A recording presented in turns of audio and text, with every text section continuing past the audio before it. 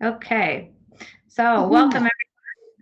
I'm hoping you can see my screen. I'm expecting one of my guest speakers will let me know if they cannot see the screen. But we're here today to talk to you about the power of technology, standards, and collaboration, and how important and vital that is in navigating the future of policing in Canada.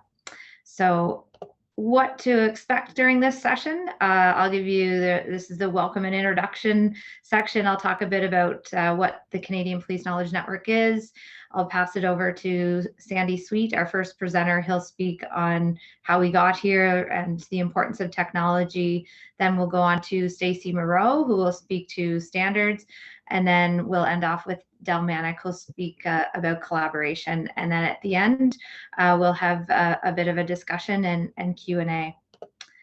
So for those of you who are unfamiliar with the Canadian Police Knowledge Network, it is a not-for-profit organization founded in 2004 and created for police by police. There was a need to share content and training, and everything was starting to move online. And how do you develop courses that you can share online? So there was this movement in policing to share training and education across the country.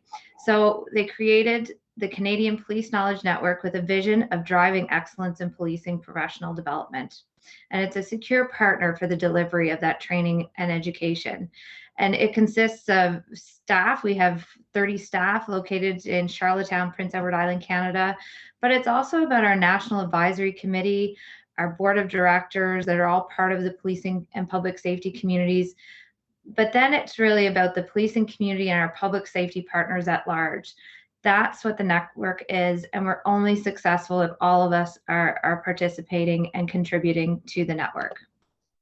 So what we do, it's really about sharing knowledge, and primarily that has been done through e-learning courses and developing those courses and delivering them. But we've evolved more now into doing webinars and offering learning resources from our systems. And we also incorporate an evidence-based approach and use research to help guide the things that we do. But most importantly, it's really about advancing and evolving police training and education through technology, standards, and collaboration. And that's really what we're here to talk about today. So this slide this is what we've been living through, and it's been a year of unprecedented challenges for policing and public health and all law enforcement at large. It's been unprecedented challenges for everyone in all of our lives. And right now, I just want you to just maybe think about it or write it down, and I'd like you to think about some kind of project or initiative that you undertook in this past year. It could be, it could be family, it could be something in your community, but a project that worked well. And just think about what made it work well. What components were in there? Was it, it was your cousin who's really good at getting your family together every week and doing that Zoom call? They were the champion. Was it someone like that? Was it the fact that the government kept throwing money at your organization to get more stuff? Like, what were some of the things that led those projects to success? It could be something small or large, but I just want you to think about that as we go through this and maybe share some of that with us at the end of this presentation. So for us, what we really found helped us through all of these challenging times, and it's what we've used all along, but it is that collaboration, technology, and standards, and how we've capitalized on this through these unprecedented times and had a lot of successes, and how we realize now more than ever we have to capitalize on that to really move the markers in policing. So with me today, as I mentioned, we have our president of the Canadian Police Knowledge Network, Sandy Sweet, and Stacey Moreau, the Director of Leadership Development at the Canadian Police College. She's also on our National Advisory Committee, and we have Chief Del Manick from Victoria Police, a member of our board of directors. So with no further ado, over to you, Sandy Sweet. Okay, thank you, Christine. Just a thumbs up. You can hear me okay? Del, can you hear me? Good. Okay.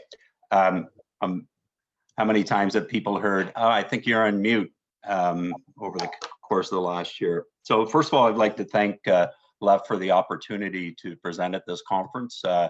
I've attended one of these conferences in the past, and it's always an impressive bunch of topic speakers and passion that come through.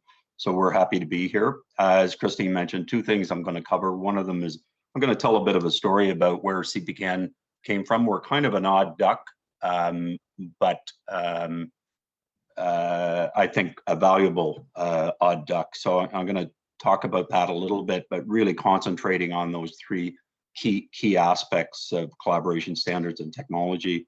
And then I'm going to talk about technology writ large. But you know, think about just this conference. I don't think a year ago we would have been able to pull something like this off. None of us collectively had the skill sets required to take on a Zoom call and to share our screens and to put ourselves on or off mute and that sort of thing. So we've all come a long way in the last year. So hopefully we'll weave some of that through. So it's I have a few slides here, but very few, and I'll just hopefully just tell a story. So next slide, Christine.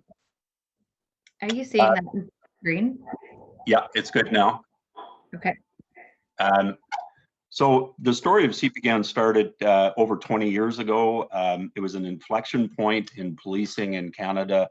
I don't think as dramatic as the point we're at right now, but there was a lot of things going on, a lot of rationalization of police services, and there was a need to study. There was a need to study the human resource management in policing, and one of the recommendations, and that I think there was 165 recommendations in this study, some of which still are waiting to be acted on and still very relevant today. But one of them was around developing a common resource, a common learning resource, internet-based, as they say. It was about e-learning. They said make sure it's appropriately funded. That never really happened, but that was the genesis of CPCAN in 2000. Next slide, Christine. Based on that, a bunch of passionate, like-minded people got together. Not so worried about all the names on this slide. It's about the various organizations that were represented. I came to the party a little bit later in 2004. I wasn't a police officer, but I was welcomed into this group, and so I brought some technology to go with the passion and the need of the community. What's interesting is, you know, these were like-minded individuals with a shared goal, and they knew they couldn't do it alone. This is where the original collaboration came from. This is where the original we got to agree on common standards came from, and this was, you know, this is where we knew we needed technology. So John Arnold from the Canadian Police Research Center was really the founder of CPCAN, and he brought all these people together and pushed us in the right direction. Next slide. We launched CPCAN very much focused on e-learning. We were a one-trick pony. 2004, we had we had one a learning management system that we had paid $25,000 for. We had 4 courses. Next slide, Christine. Yeah, Ronnie, I'm having some trouble. It's not moving my slides. There, got it. Good. Yeah, so we launched with 4 courses and a cheap learning management system and a fax machine. I tell the story, there was 6 or 8 of us working in the office then. When the fax machine would ring, we'd all down our pens and run over and look and see who signed up for which course. And it was always a great cause of celebration. Didn't happen very often. Now, fast forward, we have over 100 courses and we have about 100,000 registered users. So we're not doing that anymore in terms of looking at who signed up for what, but very modest beginnings. We had, next slide, we had all the normal barriers to adoption that occur: cultural, technological, financial. People didn't have the budget for this. technology back in 2004 was crazy. No, things couldn't talk to each other the way they do now. But our biggest issue that we had to overcome was cultural. Policing is not so much that they're resistant to change, but they change very slowly. The sector does, and we were a disruptive force, and so we had to work within the police community, myself and those other like-minded people, to push this in the right direction. In a lot of ways, and I'll talk about in a couple of slides, it's that cultural issue that we all still bump our heads against. So after a few years of operation, next slide, we had some startup money, but we were starting to run out of money. And so instead of doing outreach, what we did was we brought everybody, not everybody, but we brought 50 or 60 people together in Stanhope, PEI, and that's, if you could see out my window, you'd be looking at COVID Bay, because I live in Stanhope, PEI. There was a resort right down the road, and we brought everybody in, held them captive for 3 days, and together we created a shared understanding and a shared path moving forward. That initial Stanhope gathering was a game changer for everybody who was there. We understood better what role technology enhanced learning would have in professional development and policing. Interesting sidebar, last year we did Stanhope 2020. It was a virtual event, not unlike what we're living with this LEF conference. We're looking ahead to Stanhope 2021, and we're emphasizing the hope in Stanhope, and we're hoping that it will be part virtual, but we're also hoping that part of it will be in face-to-face. So back to 2000. Next slide, Christine. Back to 2007. That Stanhope conference created what we Canadians call a hockey stick, and you look at the blue line on the graph. There was a significant uptick after the Stanhope conference as people, police services across the country, bought into this shared idea that we had. I told you we had some startup money. The startup money was running out, and just when that uptick happened was the first time that our expenses met our revenues.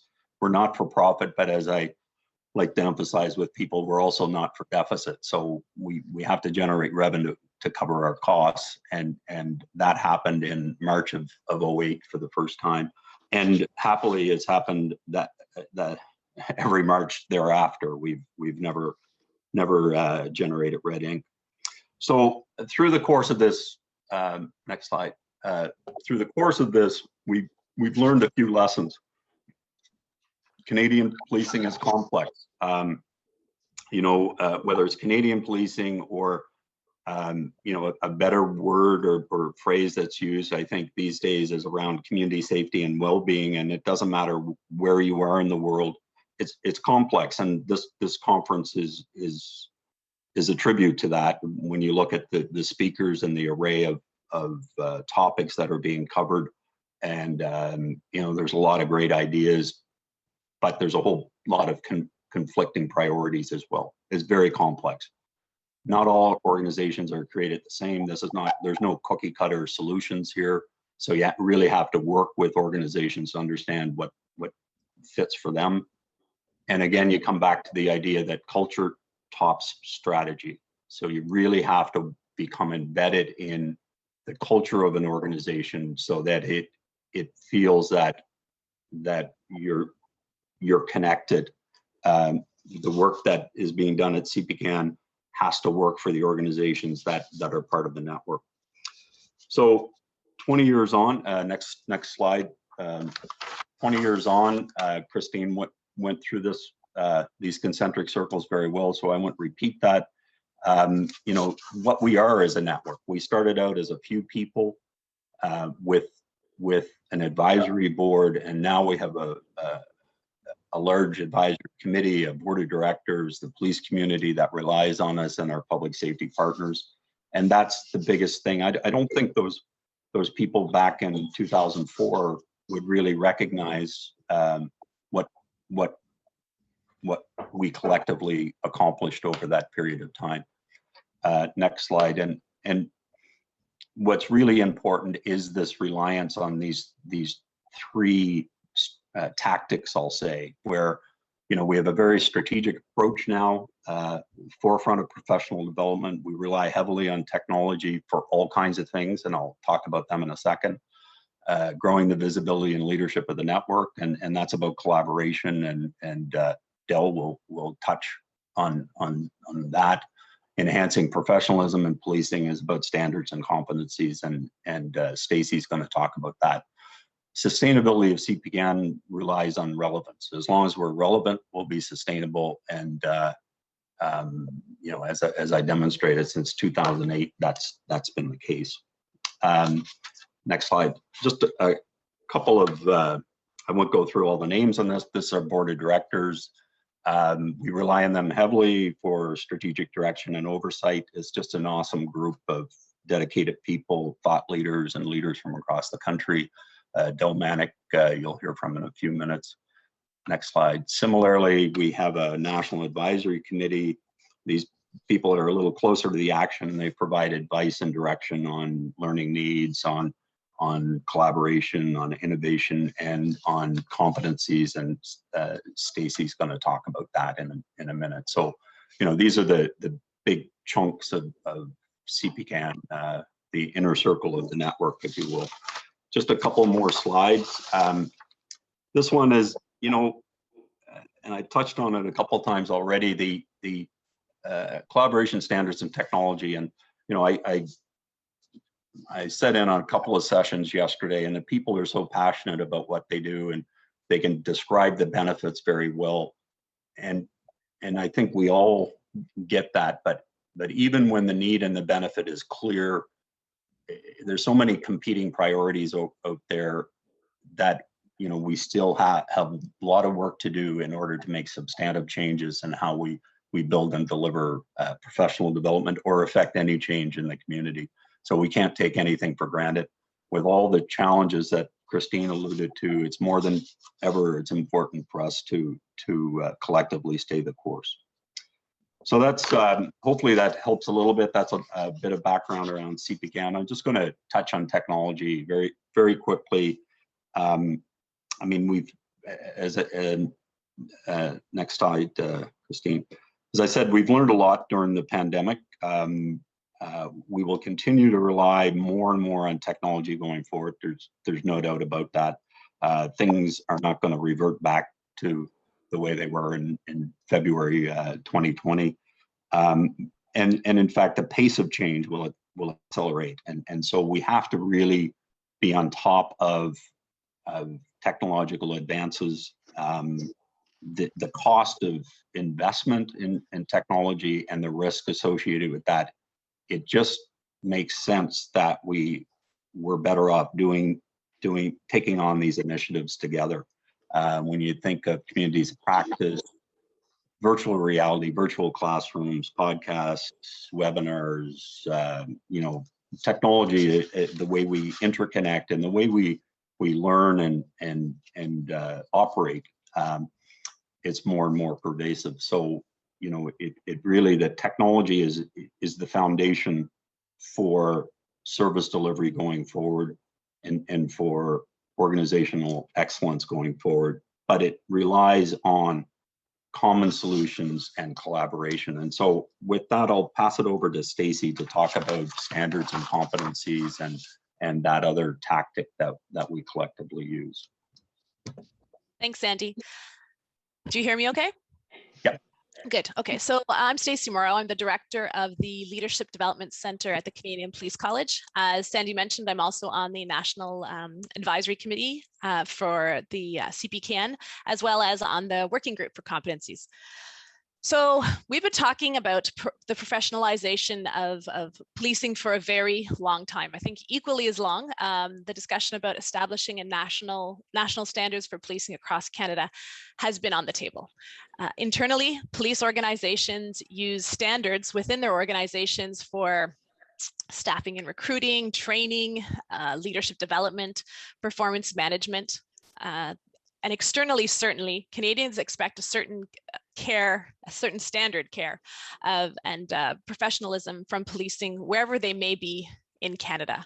So they're not really, as a Canadian citizen, they're not really interested in I would say the background or how we organize ourselves internally. So as of today, we don't have a consistent standard for policing across Canada. And I'm certain if you look at the history, there's many good reasons why, whether they be administrative or contextual. But I'd say that policing today is very different than it was 5, 10, 15 years ago. So I think that there's an opportunity to look at, again, what standardization in policing could look like in our current context. So, and the positive thing with the standards is that when they're applied well, they're actually seamless. Nobody even knows that they're there. I was trying to think of an example, and a really simple example that I thought of is the idea of your taps, right? The left is hot water and the right is cold water. So everyone assumes that you do it when you go to wash your hands, you know how that works. I don't know if you've ever been in a building where that for some reason the code hasn't been up to standard, and you notice it's uncomfortable, it can be dangerous, and it just makes everything, it's just you don't quite understand the logic behind it. So that's how, when you think of standards, it's really something that helps to guide the effectiveness and the relevance and the simplicity, if I can put it that way, of an entire organization. So if we look at the next slide. So in Canada, from 2004 to 2013, the Police Sector Council developed quite a robust, actually, competency-based management framework. There was a lot of accompanying documents. So anyone who's used it, they had a whole staffing piece, there's a talent management piece, there were performance indicators. Unfortunately, due to a lack of funding, the Police Sector Council closed its doors, but they did leave behind that excellent legacy of that competency framework. And that's where CPKN comes in. So in 2014, CPKN became the custodian of this Police Sector Council framework for a few reasons, mostly, I would say most importantly, to review and refresh it, obviously also to protect its intellectual property and to make sure that it was used appropriately. So the refresh piece is important because the Police Sector Council competencies developed back in, the most recent would be 2013. If you look at our context of policing and the landscape of Canada, it's changed a lot back then. I think you'd be hard pressed to find any words about digital competencies or cybersecurity or anything about, there may be a small piece on diversity and inclusion.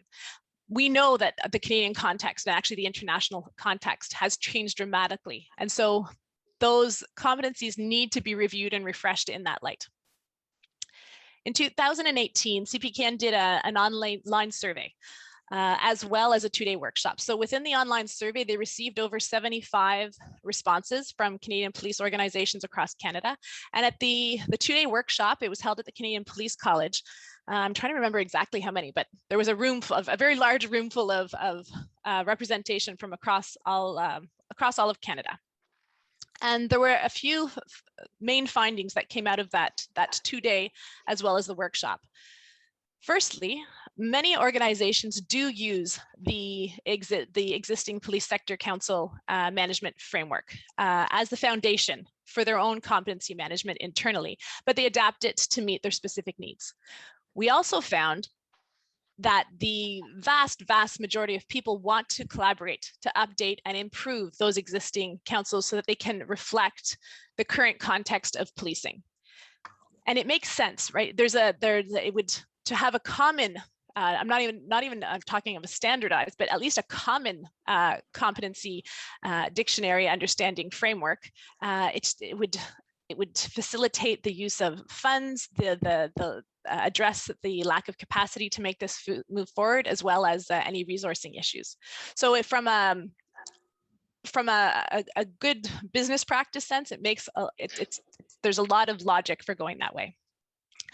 Out of that workshop and the survey, what came out also is that some of the most valued pieces of the existing framework are the details of the competency definitions, the leadership profiles, as well as being able for organizations to look at this competency to align it to their own internal operational environment. On the next slide, what we know. So there are some issues.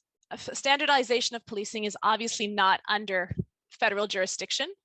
So obviously, you know, municipal, provincial, they have their own policies, directives that they need to follow. The police acts differ from province to province.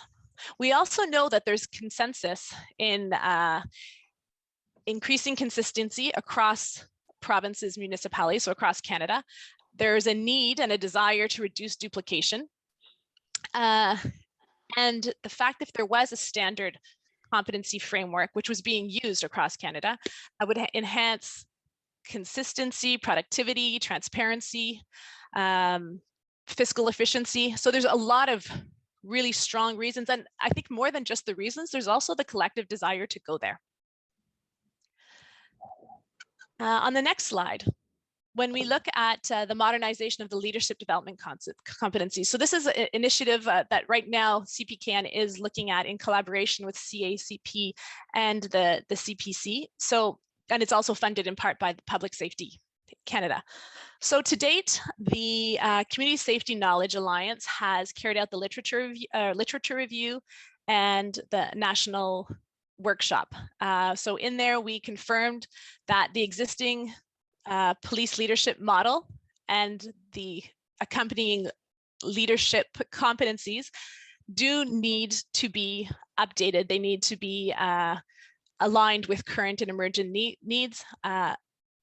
We also saw though that it isn't a complete rehaul. There's a lot of really great work. It's I remember the first time I saw it, I was amazed at the extensiveness that that Police Sector Council had really established such a framework. So it isn't actually a question of throwing everything out and starting again. There's already a really solid foundation from which we're working to go forward. So some of the next steps that were identified during that 2-day workshop were to establish a steering committee of police sector champions, which CPCAN has done, so which has been done, as well as develop a work plan and engage prospective partners for financial and in-kind support. So on that element, certainly CPCAN is working hard, and I know that they've been, CACP has been a strong supporter and champion of trying to advance national competence because of the relevance that it has for policing, and again, especially in the current context. And then on slide 28, we talk about, it looks at, well, the fact that it's an urgent priority and how we're working to address that priority. There has been a national campaign to encourage greater integration of competency-based practice. There's also a white paper that was produced by the steering committee. It's based largely on the recommendations from the survey and the workshop that was put on earlier. So some of the key areas of focus is to continue to gain federal support to fund the work. And I say fund the work because I believe the support is already there for this work to happen. We hear it time and time again, that people, it would just make sense on so many levels to be able to have this consistent framework. And finally, to engage the community to identify more specific role-based competencies, such as looking at the leadership areas, the digital competency areas, et cetera, and even potentially the diversity areas, which has become such an important issue within policing in Canada right now. Next slide, please. And then finally, when we're looking forward, how do we want policing in Canada to look? There's so many moving pieces, and we don't know in the current context, which I think is a challenging one, and it's also an extremely fast-moving one. There are some issues that aren't foreseeable right now, so we don't actually know what else is going to be coming down the pipelines. But one thing I do know is that policing if it's policing in Alberta versus policing in Toronto versus policing in PEI, there's still a huge commonality that exists there. And that's the piece that I think is important to focus on, as opposed to saying, looking at the 3%, 5%, 8%, whatever it is, pieces that differentiate those different regions of policing. It's really looking at that 90%, which is common, and seeing how we can work together to develop something that will be, if not standardized, then at least consistent across Canada. By doing that, we would save money, we would save time, we would save resources, and as well, it would ensure many, there's many opportunities. So for example, looking at a systemic evaluation of performance, being able to provide accessible learning and education, which can be easily shared from one country to another. Why are we don't need to be duplicating. It's a loss of time, and it's a loss of resources. And right now we need to be able to take those resources, that time, that money, and focus them on other priorities within policing. It would ensure us being connected and collaborative, as well as it would enhance the ability to partner with other stakeholders. So as I said, there's so many changes, so many things that are changing in the current policing context in Canada, that having a standard competency framework would support both internal policing in managing human resources, talent management, et cetera. So a clear structure for policing internally, and externally, it would support meeting and managing a common understanding for the Canadian citizens as to what they can expect from policing across Canada. And now, speaking about that last piece, Del will be speaking more about the idea of how collaboration can help to support policing across Canada. Thank you, Stacey. And just thumbs up if you can hear me okay. We're good? Okay, perfect. Well, thank you for that, Stacey, and thank you, Sandy, for your contributions to this presentation. So I just want to add the policing context from a chief perspective. So my name is Dale Manick, and I'm chief of the Victoria Police Department. For those of you who may not be aware, Victoria is the capital of the province of British Columbia. We're on an island, on Vancouver Island. I have 309 staff. 249 of those are sworn police officers. We're considered a mid-sized police agency, and we're about 2 hours north of Seattle, Washington. I want to just talk a little bit about policing today. Next slide, please. You know, as I was putting this presentation together, one thing came quite clear to me, that there are so many similarities between police agencies, law enforcement agencies, and public health. You can almost interchange what some of these issues are. Just have a look at what policing is dealing with today. This is the reality that we have. You know, we need to start having some honest conversations about where we're at. The long and short of it is that for policing, we need to make sure that we have the public's trust and we maintain the public's confidence. If we don't have those two areas covered off, we are not going to be effective in providing public safety to our communities. Mental health and wellness is a serious concern for our people, whether you're in policing or whether you're in public health. We know that our people are breaking down. They're breaking down under stress and under pressure, which further then increases the importance of collaboration.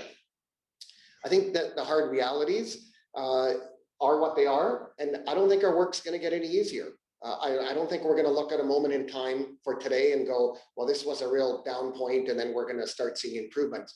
I think that the issues that you see on this PowerPoint slide are only going to increase. The public's expectations are only going to increase on what they demand from their police service. So we need to make sure that not only are we hiring smart, intelligent, engaged police officers, people who can problem solve, people who can think on their feet and who are dynamic, but we need to make sure that we're setting up our staff, whether it's public health or policing, for success. That to me is a key. We need to give them the right tools and the right training and the right equipment to set them up for success. And you know, Sandy touched on this in his presentation. He talked about that culture top strategy. So we really need to look at our culture within our organizations, because in the end, that will defer over what strategy you may have. So looking at the numbers for policing expenditures in Canada, the numbers don't lie. There's a significant investment that's being made for professional development. The question though is, can we be better at this? How do we use collaboration and not work in our own silos? And how do we be better together? I think Stacey talked about the modernization of the leadership competencies, and it's really encouraging to hear Stacey say that, you know, it's not broken. There's a solid foundation and a starting point where we can build on modernizing these leadership competencies. But as I said, it all really comes down to our people, making sure they're successful, but also making sure that we maintain the public's trust. I think we just really need to look at professional development as an investment. And I think sometimes we don't. It's just one thing that's off the side of our desk. It's with our training units, it's with our human resources division. But if we really want to be better and be engaged and meet the future challenges that we know we're either seeing today or we will in the future, we just need to do a better job about being a little bit more purposeful and a little bit more coordinated. And the only way that we're going to see through this, with shrinking budgets and all the pressures and the resource challenges that we have, is through collaboration. Next slide, please. So the key is how do we learn from one another? And I know that everyone who's participating in this and listening in is doing some form of collaboration or another, but I'll challenge you. Are you doing enough? And are you expanding your partners to the point where you are maximizing your learning ability and your efficiency as an organization in supporting your people? And we all know that the experience and the knowledge and the resources are out there. It's just a matter of engaging and tapping into those resources, when most of us are just doing crisis management off the corner of our desks. And we're just living to go to the end of the day, the end of the week, the end of the month. And it's important that leaders step back and look at collaboration and look at a way of how we can be better. And you always say this, there's really no need to reinvent the wheel. There are agencies outside of our core mandate that we can reach out to who have the expertise, who probably can share some tools, training, any other ability that they have to lend that support to us. So I think that we always need to be doing that, thinking strategically. And I'll just say this, I just want to talk a little bit about some of the benefits of how collaboration is not only a key, but what we see. It increases our access to expertise on issues that are of common concern. And even if they're not of common concern, we know that in policing, we overlap with public health and many, many other sectors more than sometimes we give credit for when we actually critically start looking in these areas. It lessens the financial load on individual police organizations, and it levels the field on essential learning competencies. And Stacey talked a bit about that, and as did Sandy. And it allows individual services to invest in resources to support local operations. So it actually frees up your time to be able to work on other important critical issues when we're collaborating and everyone's sharing in the workload and in the expertise that's needed in that field. Next slide, please. I just want to share with you a couple examples of collaboration. So in 2018, the federal government, the Canadian federal government legalized the non-medical cannabis. And so there was major changes leading right up to what the regulatory standards were and the legislation was going to be. Well, this was a nationally relevant issue for all police organizations of what it was going to look like. And so, you know, it's agencies like the Canadian Police Knowledge Network that got together and was able to put the course curriculum together. And I will tell you, having the timely, cost-effective experts in the room to develop national training for a national program, in this case, the legalization of non-medical cannabis, was critical. It saved everyone so much time and effort and money, and it reduced on duplication, and it kind of was a really, really phased in, seamless rollout as much as it could have been. The partnerships can be anyone and everything. But I wanted to share another example of a partnership that the Victoria Police Department has. So this started back in 2011.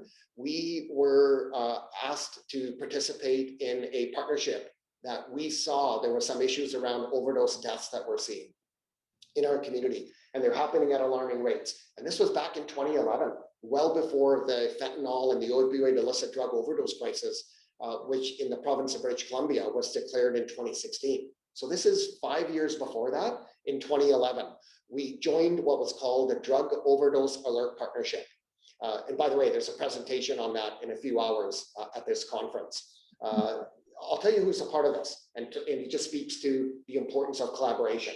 The purpose of this group was really to have real-time information sharing to stop overdose deaths. That's it. It was that simple. Real-time information sharing, have key people at the table, have decision makers, and try to reduce the number of people that were dying as a result of an overdose. So that partnership includes our health authority. It includes our federal health authority, which is Health Canada, BC Centre for Disease Control. It includes the police. It includes the coroner service, our provincial toxicology lab, and a number of other partners. But again, just a strong example of how collaboration works for everyone. So who are the players? Well, we're gonna, just the next slide there, please. So, it can be anyone and everything. This is just a list of some of the players, but I can tell you that you can add agencies like mental health clinicians, your local health authorities. I talked about the BC Centre for Disease Control, toxicology labs. The list is exhaustive, and it's only as much as your imagination allows you as to who the individuals and organizations are who can actually help you in this collaboration. I think that our communities now expect better. They expect that we are collaborating. This is not an option for anyone, folks. This is what organizations are expected to do. Our public demands it, and this is the only way forward if we're going to be relevant and competent and maintain our community's trust and respect. Next slide, please. So what do we see? This is should be no surprise. And again, there's so many similarities to policing and to public health, but we can't keep up to the pace of change. That's just a reality. There's new standards, there's new policies, there's new case law, there's new regulation. This is happening every day and every week. We come into our work, and every week we're dealing with more issues than we were dealing with the week before, and it's not getting any easier. As I mentioned earlier, the public's expectations continue to grow, and these are unprecedented times that are not going to get easy. But I want to also say this, that I take this as a challenge. I think that when we're faced with these situations, I know that our people are strong, and I know that we have the expertise and the desire and the willingness to step up and to meet our future challenges. And it's so important to do that. And moving on to my last slide. The list goes on. For policing, we know that we're in spaces that have been downloaded to police organizations. We're trying to set up our officers for success. Again, in many of these areas, we're partnered with our local health authorities, with mental health, substance use teams to get the expertise from. But it's so important that we just recognize that when we're working together, we are far more effective. And as a result of that, we are going to be in a space where our communities know that our police organizations are able to meet the challenge. And I will just say this, the key deliverables that we're talking about here are delivered through the Canadian Police Knowledge Network. It is actually a pillar of some of this collaboration that we talk about, to have the National Advisory Committee and people like Stacy and others as part of subject matter experts that are coming together to putting their heads together to make sure that the future needs of all police officers is in their hands and that they have that relevant training. As I said when I started, it's so important that we set our officers up for success. That is the only way forward. And by doing that, it can only happen through collaboration. So that's our presentation. And I'd just like to turn it over to Christine to conclude, and all of us will be happy to take your questions at the end. Thank you. Great, thank you. And just to end it there, it's about let's be better. And it's around using those technology standards and collaboration. So I thank all of you, our presenters. I think I'm no longer sharing my screen. Is that true? Yes, you're no longer sharing your screen, but your video is off at the moment. Okay. I disappeared and now I came back. Okay. Yeah, so thank you very much. I have a couple questions for all of you. I think I'll start with you, Sandy. You've had the most break now. So there are a lot of issues and variables at play in policing right now. What do you think is the largest single issue facing us at this point? So I'd like to hear from you on this, and Del and Stacy as well. I'll let you kick it off. Yeah, like there's so many, and Del touched on a bunch. Stacy did as well. I think the one that's in our face that we're not really ready for is the budget crunch that's coming. The COVID bills are going to come in. The defunding, I don't think is going to happen, but scrutiny over police budgets is going to happen.